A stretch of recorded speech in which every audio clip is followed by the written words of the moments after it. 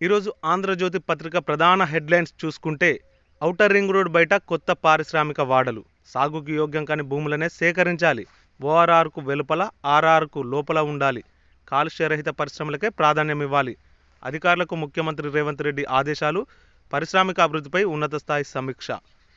హైదరాబాద్కు రాష్ట్రపతి ముర్ముకు స్వాగతం పలికిన గవర్నర్, సీఎం, మంత్రులు. 5 రోజుల పాటు బస, పలు కార్యక్రమాలకు హాజరు. 6గురి హత్య, ఆస్తి కోసం మిత్రుడి కుటుంబాన్నే కడతీర్చిన దుర్మార్గుడు. 2 ఇళ్లు, 10 లక్షల అప్పు వివాదమే కారణం. పక్కా పథకం ప్రకారం 15 రోజుల్లో దారుణాలు, నేరం బయటపడకుండా ఒక్కో చోట ఒక్కొక్కరి హత్య. నిందితుడికి అతడి సోదరుడు మరియు సహా 3 సహకారం. మృతులు ఇంటి పెద్ద, భార్య, కవలలు, 2 చెల్లెళ్ళు.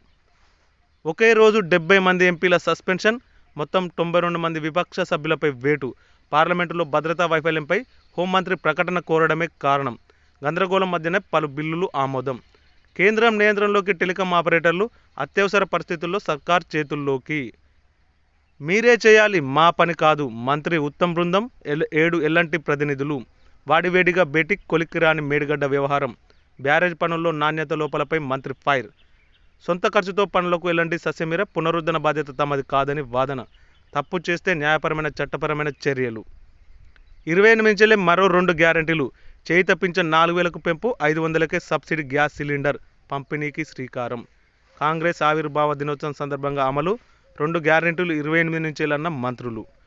అసెంబ్లీలో స్క్రీన్, పవర్ పాయింట్ ప్రజెంటేషన్కు ఏర్పాటు. శాఖలపై శ్వేతపత్రాలతో ప్రజెంటేషన్.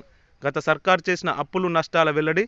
తమ ప్రభుత్వం ఎలా ముందుకు వెళ్లనుందో స్పష్టత ఇవ్వనున్న సీఎం రేవంత్ రెడ్డి.